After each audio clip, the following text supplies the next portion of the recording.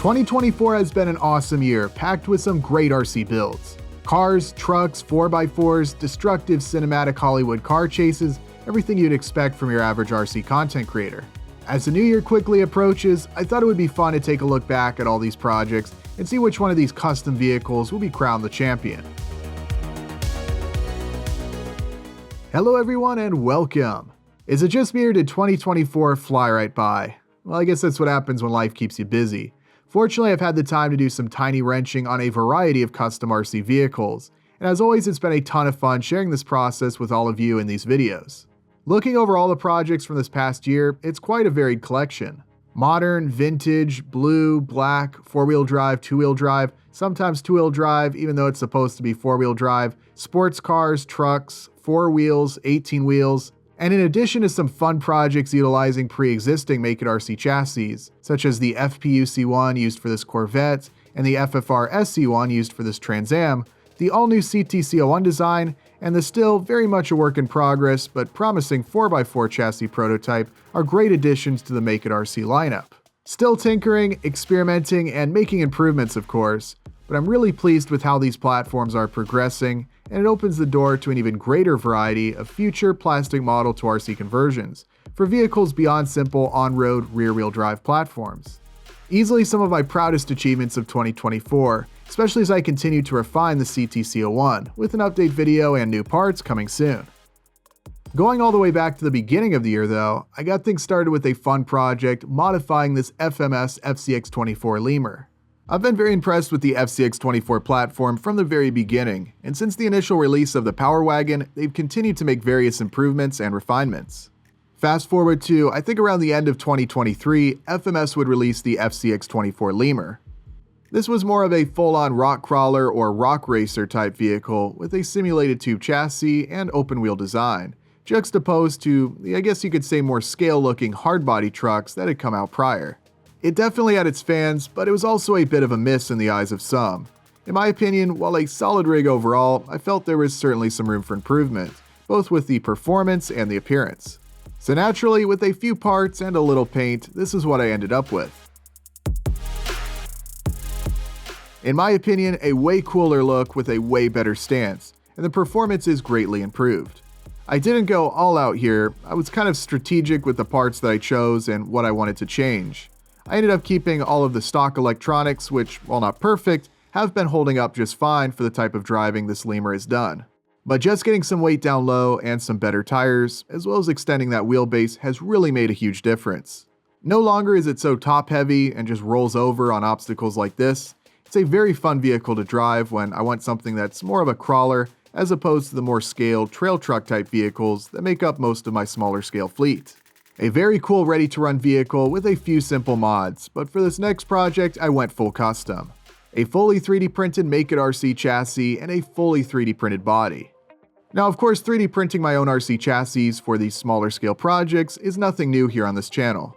The FPU C1 design that I used for this Corvette is a platform I've used many times prior, and has remained a popular option for hobbyists both 3D printing their own components or ordering one of our convenient kits. Extremely simple, durable, but also a ton of fun to drive, even if you don't have a lot of space. I'll often use a body from a 1/24th or 1/25th scale plastic model kit, such as what I did here with this very similar 68 Corvette, but for this project I chose to 3D print a body instead.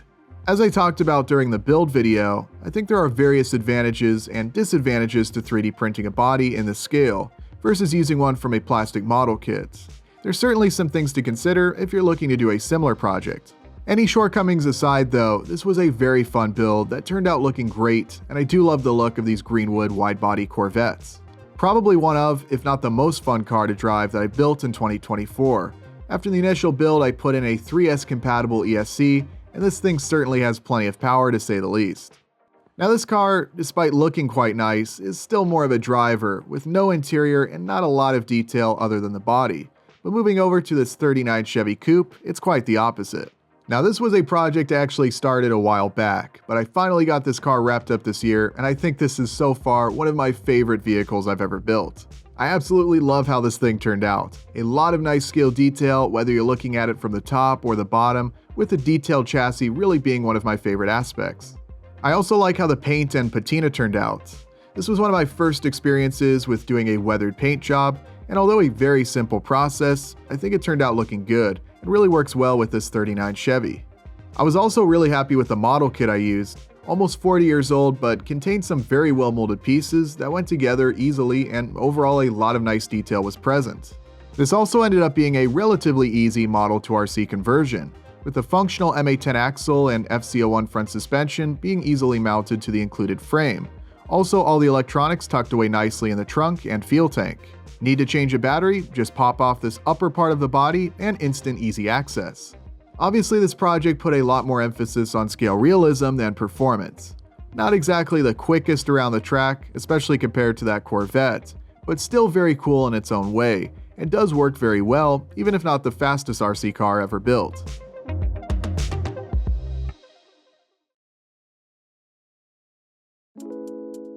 Scale realism was also a priority with his 1985 Pontiac Trans Am build. However, the major difference here is that this car was built on top of one of our FFR SC1 chassis kits, rather than being a full custom build utilizing the chassis piece included in the model kit. While not quite as lifelike as the Chevy, particularly when you turn them upside down, there's still plenty to look at here. A full depth interior and a shallow engine bay are present, and of course I'm really happy with how this decades-old MPC body turned out. Still loving this light blue and silver color combo and OEM style wheels. It is a bit of a compromise having to work around the FFR SC1 chassis. However, the advantage is there really isn't any custom work involved in getting it up and running. You just follow along with this tutorial made by a guy with a great voice, and bam, you've got a nice chassis ready for a realistic looking body to be mounted to it. Previously, I built a very similar car utilizing the same chassis, but I didn't include any details like an interior, so I could fit slightly larger and more powerful electronics, resulting in a faster car. For this Trans Am, I did things a bit differently, by instead installing some super tiny electronics that could all be tucked away in the rear, so I'd have room to add more detail. Same chassis, nearly identical bodies, but different goals with each of these projects, resulting in the different outcomes. It wasn't long after that Trans Am build video that I showcased this project, the 1977 GMC General. Yet another plastic model to RC conversion, but this time with something a little bigger. This AMT plastic model kit is sitting on top of a Make It RC CTC01 chassis, which is a platform we've been developing over this past year. I've been documenting the development in detail as we work towards creating a simple, durable, and easy to 3D print truck chassis. A lot of time was spent fine-tuning this chassis design, but before too long it was ready to have a detailed truck built on top. It was a learning experience as this was my first time building one of these big rig plastic model kits, but it all went together very well and I was happy with the finished result. One advantage of these larger truck kits is that it's easier to hide all of the RC electronics than it is on a smaller car of the same scale. That combined with this chassis' motor on axle design means it was very easy to include a fully detailed interior and engine. Of course, the truck isn't much good without a trailer, so I recently completed a Fruhoff 40-foot drive van to go with it. This is certainly the largest 1/25th scale kit I've put together so far, but with some careful trimming, sanding, and alignment, it all went together without any issues. Overall, another fun project, still ironing out a few small things here and there on the CTC01 chassis, as I talked about in the last video, but it's really coming along nicely, and I'm excited to do some more builds on this platform. Finally though, it's time to talk about this Jeep J10 pickup. I've got cars, a big rig tractor trailer, but what about a 4x4? While there are certainly no shortage of great smaller scale ready to run RC crawlers and trail trucks on the market, as well as a huge variety of kits and parts, what I've got here with this Jeep is something a little different. A custom, fully 3D printed chassis with a lifelike drivetrain layout and leaf springs on all four corners. A DIY tiny trail truck topped with this great looking body from a Revell plastic model kit. It even includes a nice snowmobile to go on the bed. As you might be able to imagine if you haven't already seen, this project has been quite the back and forth of getting the truck working well, but then encountering a part failure requiring some work, and the process repeats. Regardless though, I think there's a lot of potential here for some super scale 4x4 model to RC conversions. Really only practical for an extremely lifelike trail truck build, but I'm certainly up for the challenge. This is still very much an early prototype with a lot of work needed to iron out some of the shortcomings, but one of my goals for 2025 is to improve this platform enough to post a batch of STL files and doing some more super scale 4x4 model builds. For now though, this Jeep has been a ton of fun to drive. I think it's getting more and more reliable with each round of repairs, but overall, still plenty more things to improve over time. Now hats off to anyone who has been following all of these projects and has already seen all the videos. But if you'd like to learn more about any one of these vehicles, I've included all of the links to the videos below in the description for anyone who's interested.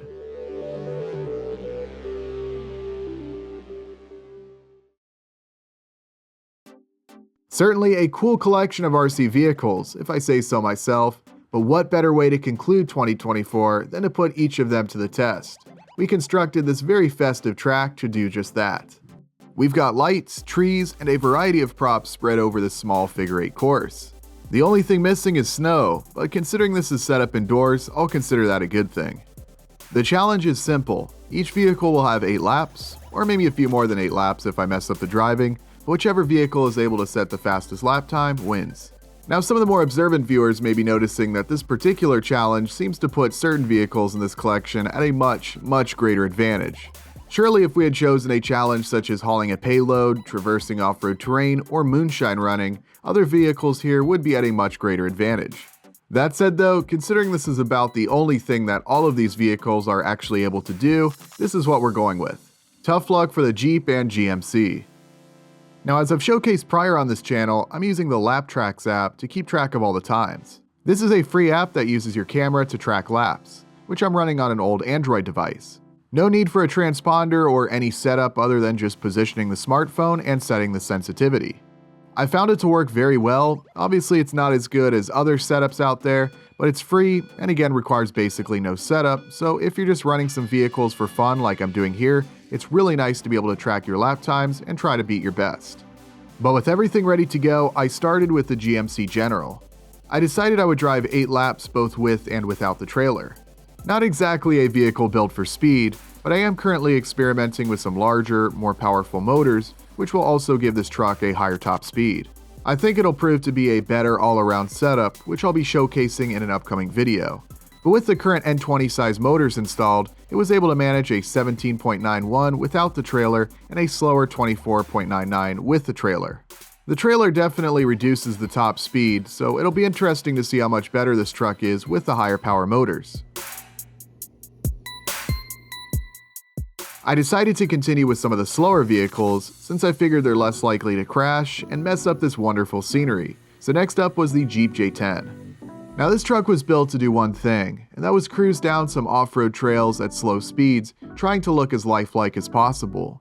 So as I talked about in some prior videos, I've installed a low RPM motor to try and give it as much torque and low speed control as possible.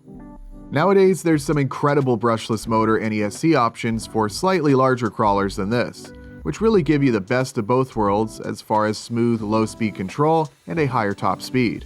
Nothing fancy on this rig though. As you could see, the top speed is not very quick to say the least. Speed was just not a consideration with this truck, but it might be interesting to install a higher speed motor in one of these 4x4 chassis just to see how much speed this drivetrain can handle before stuff starts to fail. But at the end of the day, all this Jeep could manage was a 42.49. This Jeep will certainly remain as the slowest vehicle in the fleet, but that's not really a surprise. Next up was the 39 Chevy Coupe. Again, this car was all about lifelike realism, not high-speed performance. Though with that said, this car looks like a lightning bolt by comparison.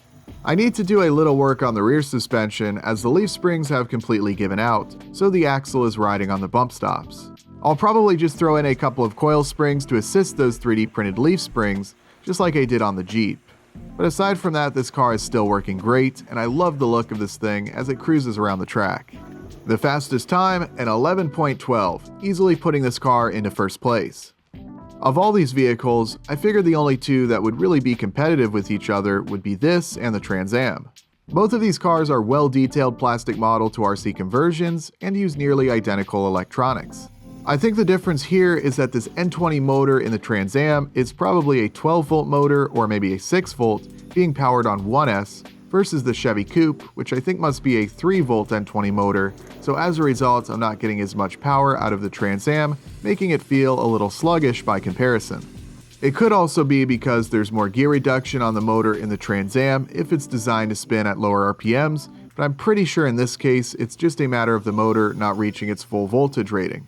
With all that said, I think a motor swap would be good in this car, as I think it would certainly benefit from a bit more pep, despite this project really being more about making this car look as detailed as possible versus making it fast. It doesn't need to set the floor on fire, but a little more power like what's in the 39 Chevy would make this car more fun to drive. Best the Trans Am could do is a 14.74, putting it in second place for now. It's time to bring out the speed demons. On 3S, this Corvette is more than a handful, being able to break the rear tires loose at any time when given full throttle. I can't even really get close to 100% throttle on this small track, as it'll just break the tires loose and spin out. That's not even the biggest problem though. This car sits so low that going over any bumps is likely to send the car off course when the chassis scrapes. On a super smooth track, unlike this one, and with a fair bit of practice, I think I could start getting this car dialed in and running some silky smooth high-speed laps. Regardless though, rear-wheel drive with tons of power makes this, in my opinion, by far the most fun vehicle to drive around the track. There are plenty of crashes and mistakes, but after many attempts, I finally got a relatively clean lap with a time of 6.79, more than good enough for first place. Finally, it was time for the custom FMS Lemur. In high gear, this crawler is pretty quick around the course, and its high ground clearance and large tires means these bumps are no problem, but I do have to be careful of the walls. Way more consistent and easy to drive than the Corvette, but it lacks the brutal top speed. Could its larger size and effortless ability to drive over the bumps be enough to get the top spot? Not quite, as the fastest I can manage was a 7.25. A far easier and more consistent vehicle around this relatively bumpy track, well, bumpy for the Corvette anyways, but when this ground scraping 3S powered machine can actually put the power down and doesn't get tripped up too bad, it's capable of snatching the fastest lap. The Greenwood Corvette takes the #1 spot with the Lemur and Chevy Coupe rounding out the top 3. But whether fast, slow, or even extremely slow, all of these projects were a lot of fun and represent a nice variety of small-scale RC models. As I said, if you want to check out the build videos for any of these projects, or are interested in doing a similar build yourself, definitely check out the links below in the description. Of course, I have to give a huge shout out to all of our amazing patrons over on Patreon. It's their support that helps make these videos possible and gives them access to perks such as the STL files used for many of these RC projects featured in the video. But that's all I've got for you today. As always, thank you all very much for watching and Happy New Year. Make sure you're subscribed if you want to see more, as we got some great content coming in 2025. For now though, keep those tiny wrenches turning, and I'll see you next time.